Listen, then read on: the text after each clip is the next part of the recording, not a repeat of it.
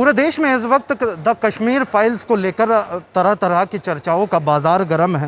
लोग the Kashmir files को लेकर अपनी भावनाओं को उस फिल्म से जोड़ते हुए नज़र आ रहे हैं। हालांकि ये फिल्म रिलीज़ होने के बाद विवादों में फंसने के बाद प्रमोशन को लेकर विवादों में फंसने के बाद अब लोग इस फिल्म से लगातार जुड़ते हुए नज़र आ रहे हैं। फिल्म देख के आए कुछ दर्शक हमारे साथ मौजूद हैं, एक दर्शक हमारे साथ मौजूद हैं। आइए इनसे जानते हैं कि आखिर फिल्म में ऐसा क्या है कि लोगों ने इस फिल्म से अपने को जोड़ने का काम किया है। सर, आवाज़ के पेज पर बहुत बहुत स्वागत है आपका। और अभी आप द कश्मीर फाइल्स देख के आए हैं, किस तरीके की फिल्म है और क्यों लोग इससे जोड़ने का काम कर रहे हैं? ये कश्मीर एक फिल्म नहीं है, इस देश की वास्तविक कहानी जो है, इस देश का जो वास्तविक चेहरा है, इस देश का ये जो बचपन है, ये छोटा सा बचपन, अगर इनकी जवानी, इनके देश का जो ये भविष्य है, अगर इसको वास्तव में हमने संभालना है और संभालने का अधिकार भी हमारा है, गार्जियन भी हम हैं। खाली हम सरकार को कहें कि सरकार करेगी, खाली हम कहें कि देश की फौज करेगी, फौज भी तभी करेगी, सरकार भी तभी करेगी जब हम जागेंगे इन बच्चों के भविष्य के लिए, अपने देश के भविष्य के लिए। ये फिल्म नहीं है, एक संदेश है कि इस देश के एक एक बच्चे को जागना चाहिए। ये ऐसे जो कहानियां हैं, ये कहानियां नहीं हैं, ये हमारे आपके पूर्वज, हमारे बुजुर्ग, इस देश की धरोहर, जिन्होंने सपना देखा था अपने इन बच्चों के लिए, जिन्होंने इन बच्चों को कहीं ना कहीं देश का कुछ भार देने के लिए सोचा था, मगर इस तरह के गद्दारों ने, हमारे हिंदू गद्दारों ने, हमारे देश के जो वास्तव में पहले हम एक जयचंद को रोते आए, आज तो जयचंदों की भरमार है हिंदुस्तान में। तो मेरा तो सारा युवाओं से, सारे देश की पब्लिक से, सारे देश की खास तौर से मातृशक्ति से मेरा निवेदन है कि वो आज इस चीज़ को अपने गर्भ में, अपने दिल में समाए और आज फिर से हमारे को भगत सिंह, सुभाष चंद्र बोस, शहीदे आजम भगत सिंह और चंद्रशेखर जैसों की आवश्यकता है। आज गद्दारों की आवश्यकता नहीं, आज गद्दारों की आवश्यकता नहीं है। आज गद्दारों को ढूंढ करके, और जिस तरह से हमारे मोदी जी, जिस तरह से एक संत कहते हैं कि मेरी कलम कभी दिन को रात नहीं लिखती, मेरी कलम कभी दिन को रात नहीं लिखती, और इस तरह से प्रलोभन में मेरी कलम नहीं बिकती। आज हम सबको जागना होगा, आज हम सबको समझना होगा कि इस देश को फिर से इस तरह के फिरंगी सोच, फिरका परस्ती वाले लोग, जिस तरह से किसानों को, भोले भाले किसानों को बॉर्डरों पे हमारी विपक्ष की सरकारों ने केवल बहला फुसला करके इस देश का अरबों रुपए नुकसान करा, इस देश की कितनी जवानी का नुकसान करा, इसको कितना गुमराह करा। आज इस चुनाव के माध्यम से पता लग गया कि वो सब फ्रॉड था, इस देश को तोड़ने की राजनीति थी। जिस तरह से कश्मीर में कश्मीरी पंडितों को मारने की नहीं, वो एक पूरे देश को संदेश था कि जाग जाओ, नहीं तो जो कश्मीर के पंडितों के साथ हुआ है वो देश के बच्चे बच्चे के साथ होगा। आज एक दिल्ली की गद्दी में बैठा मोदी कहते हैं कि आज वो मोदी, एक मोदी नहीं, दिल्ली की गद्दी पर बैठा मोदी एक संत दिखाई देता है, और वास्तव में वो संत है जिसके कुर्ते में जेब नहीं है, जिसके आगे पीछे रोने वाला नहीं है। एक देश का मोदी और दूसरा योगी, जो इस देश के लिए निछावर है, इस देश के लिए समर्पण है,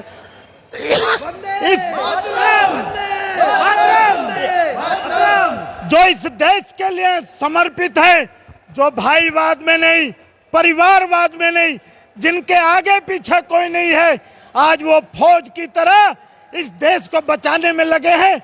मैं तो सभी से कहूंगा कि सभी लोग कहते हैं कि नेताओं ने कुछ नहीं किया।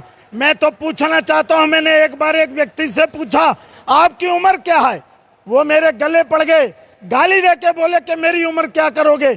मैंने कहा कि औरतें और लड़की तो नाराज होती थी। मैं आपके विचार तक पहुंच पाया, मेरे साथ कुछ युवा साथी यहाँ पर जुड़ रहे हैं।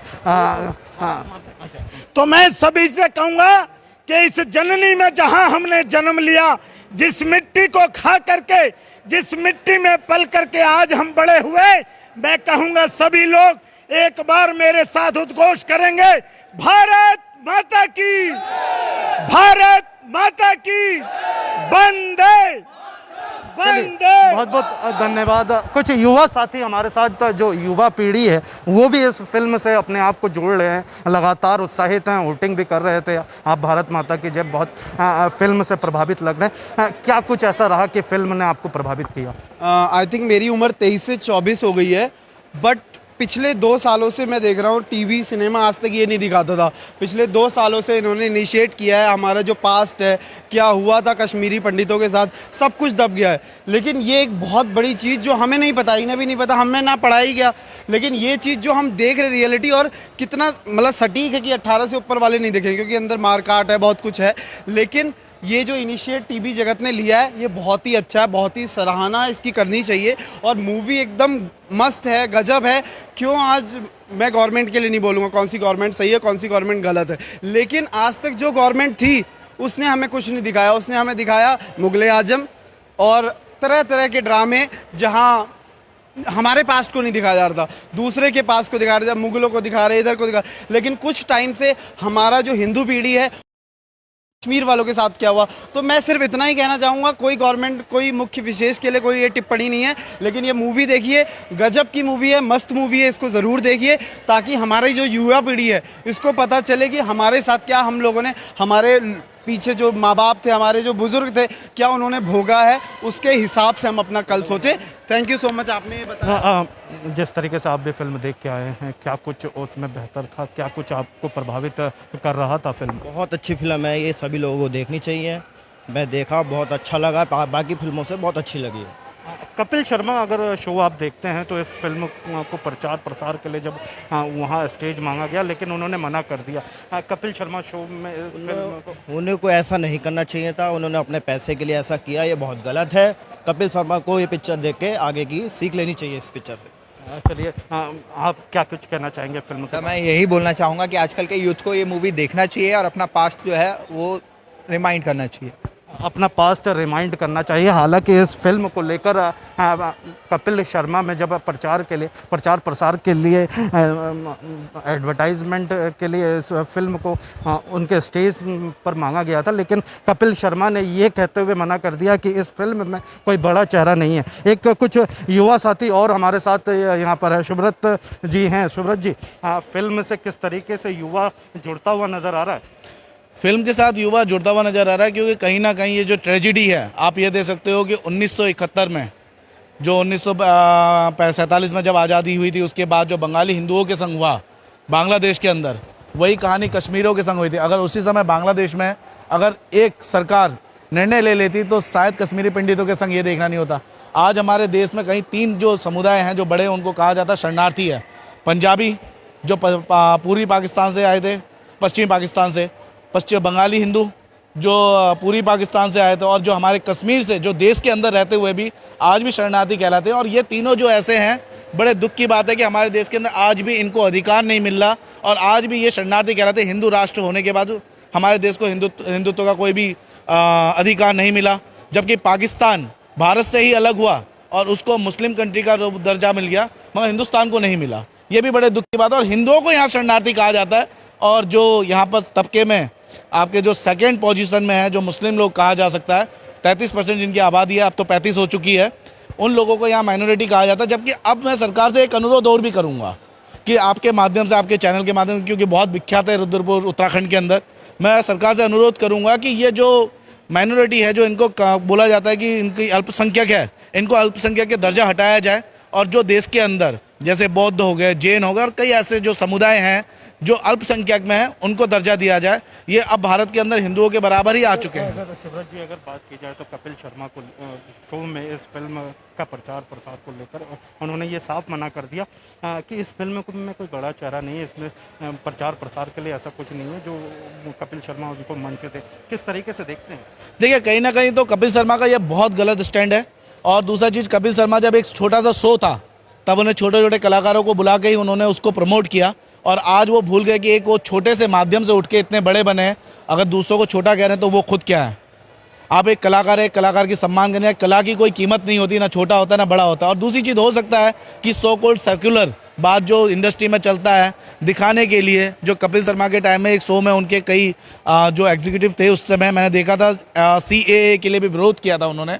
तो वो कहीं ना कहीं लगता है कि जो ये हिंदू की जो भावना है जो पिक्चर में दिखाया गया है, कहीं ना कहीं मुस्लिम जो उनके संग है या क्रिएटिविटी जो भी है उनका जो आहत ना हो, इस कारण से उन्होंने शो में जगह नहीं दिया होगा। और कहीं ना कहीं हिंदू की जो तुष्टीकरण होती है वो हिंदुओं को कहीं ना कहीं दबाया जाता है, उनकी बातों को दबाया जाता है। देखिए ना, बंगाली शरणार्थी आज भी अपने अधिकारों के लिए लड़ रहे हैं उत्तराखंड, उत्तर प्रदेश, भारत के 18 राज्यों में। तो कश्मीरी पंडितों के संग तो खुद के संग देश में ये हुआ, और पंजाबी जो वहाँ से आए थे विस्थापित होकर उनके संग क्या हुआ, वही हाल है। हमारी आवाज़ नहीं उठाई जाती, कहीं टीवी चैनलों पे नहीं, कहीं माध्यम में नहीं। आज मूवी रिलीज हुई तो बात हो रही है, 4 दिन बाद ठंडे हो जाएंगे। आज जो हिंदू हिंदू चिल्ला रहे हैं 4 दिन बाद वो ठंडे हो जाएंगे, उसके बाद फिर वही प्रताड़ना। आज भी सरकार हमारी हिंदुत्व वाली सरकार है और आज भी हिंदू ही खतरे में है। तो पता नहीं हिंदू कब खतरे से बाहर निकलेगा, मुझे खुद समझ में नहीं आता देश में। चलिए, ये अपने विचार हैं, लेकिन निश्चित तौर पे ये फिल्म अपनी एक गाथा को लेकर रहा है। ये फिल्म नए इबादत, नए इतिहास की ओर अग्रसर है। ये फिल्म आगे किस तरीके से अपना रंग लोगों तक पहुंचाता है, अपना रंग लोगों तक चढ़ाता है, ये देखने वाली बातों की। तापस विश्वास, रुद्रपुर।